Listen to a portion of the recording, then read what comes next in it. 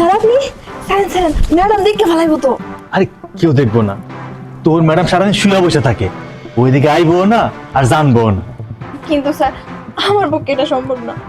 আরে বুঝোস না কেন, তোর ম্যাডাম তো এখন পতি প্রেগনেন্ট, আমারও তো একটা মন বলতে কিছু একটা আছে, ও তো এখন কিছুই করতে পারতেছে না।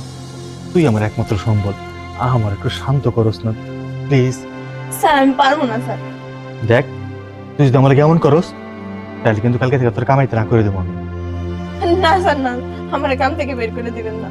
তাইলে আমার কথায় রাজি হয়ে যা। আচ্ছা ঠিক আছে, কিন্তু আপনি দিনের বেলা আমার কাছে আইতে পারবেন না, রাইতে এসেন। আচ্ছা ঠিক আছে, আমি রাইতে বেলে আহুম। সূর্য তুমি আইছো? কি হয়েছে এনে?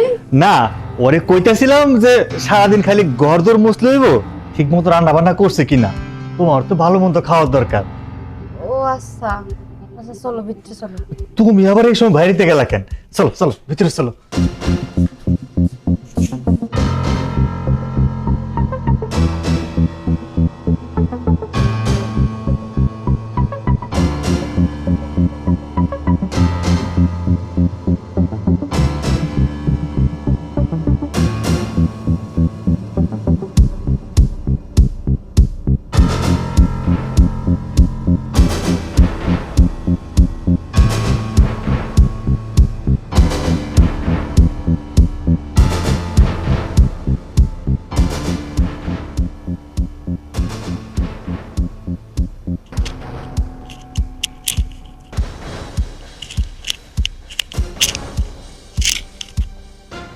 এই ঝুম, ঝুম, এই কি উঠিস না। আরে স্যার আপনি এত রাইতে? কেন তুই ভুলে গেছোস?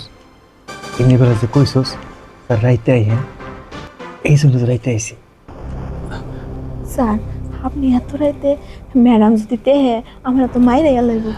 আরে তোর ম্যাডাম নাক ডেকে ঘুমাইতেছে, ওর চিন্তা বাদ দে, এখন উঠবো না, দেখতেও পারবো না। এখন তুই আমার সময় দে, তাড়াতাড়ি কাম শেষ কইরা খেলে কে হইব। আমার কিন্তু লজ্জা লাগতেছে। তোর কিসের লজ্জা তোর?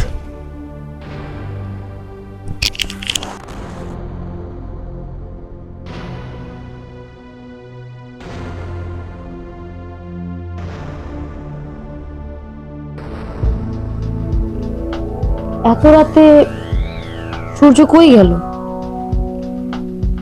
দরজাও তো খোলা।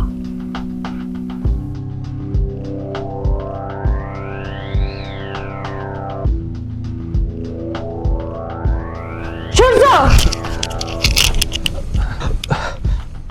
ছি সূর্য ছি, তুমি এতটা নির্লজ্জ বেহায়া, তুমি কাজের মেয়ে লোভ সামলাতে পারো না? আমার কোনো দোষ নাই, মানে ভুল করে। ভুল কইরা তাই না? হ্যাঁ সবকিছুই ভুল। হ্যাঁ আমার চোখের দেখা ভুল তাই না? তুমি দেখতে পাইতেছো আমি গর্ভবতী, তোমার সন্তান আমার গর্ভে। মাত্র সামান্য কয়টা মাস তুমি তুমি নিজের কন্ট্রোল করতে পারলে না? হ্যাঁ আমার এখন ভাবতে লজ্জা লাগতাছে, তোমার বাচ্চা আমার গর্ভে।